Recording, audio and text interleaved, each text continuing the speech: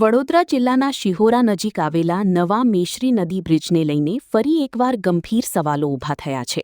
બ્રિજની ગુણવત્તા અંગેની ફરિયાદો છતાં અત્યાર સુધી કોઈ જવાબદાર સામે કાર્યવાહી ન થતાં સ્થાનિકોમાં ભારે રોષ જોવા મળી રહ્યો છે. આ મામલે ધારાસભ્ય કેતન ઇનામદારે વિજિલન્સ તપાસની માંગ સાથે સરકાર સમક્ષ રજૂઆત કરી હતી.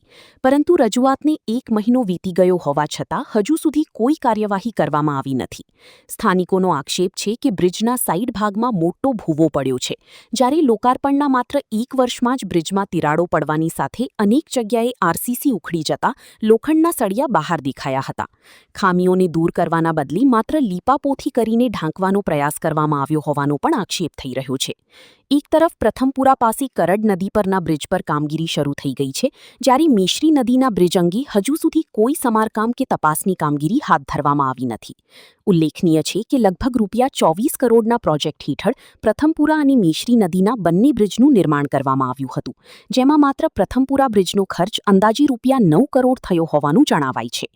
આ સમગ્ર મામલે હવે લોકોમાં ચર્ચા છે કે ધારાસભ્યની રજૂઆત છતાં કાર્યવાહી કેમ થઈ રહી નથી. શું અધિકારીઓ હાવી છે કે પછી જવાબદારોને બચાવવાનો પ્રયાસ થઈ રહ્યો છે? સ્થાનિકો અને જનપ્રતિનિધિઓએ સમગ્ર મામલે નિષ્પક્ષ વિજિલન્સ તપાસ, જવાબદારો સામે કડક કાર્યવાહી અને કરોડો રૂપિયાના જાહેર નાણાંથી બનેલા પ્રોજેક્ટની ગુણવત્તાની જવાબદારી નક્કી કરવાની માંગ ઉઠાવી છે. મારું નામ પરમાર વિજયસિંહ બલસી છે. અમે અત્યારે મેશ્રી નદીના પુલ પર ઊભા છીએ. ત્યાં પણ એક મોટું ગાબડું પડ્યું છે વરસાદના કારણે. તો તેના માટે બી પહેલાં બી કેતનભાઈને રજૂઆત કરી છે, તો ત્યાંનો કંઈ ઉકેલ આવ્યો નથી.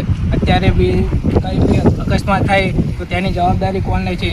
અને અત્યારે મોટા મોટા ડમ્પર બી જાય છે, તેના લીધે બી સંભાવના છે વધારે થઈ શકે એવી. તો તેના માટે શું કરવાનું છે?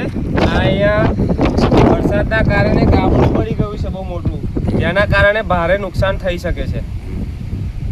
આ કઈ નદી છે અને શું છે? આ મેશ્રી નદી છે, શિહોરા ગામની નજીક. પેલા ગાબડા પડેલા એ શું થયું હતું? પહેલા ગાબડા કરેલા અમારા ધારાસભ્યએ રજૂઆત કરી, પણ તેનો કઈ ઉકેલ આવ્યો નથી. આ કોઈ બી મોટી અકસ્માત થશે તો કોણ જવાબદારી લેશે?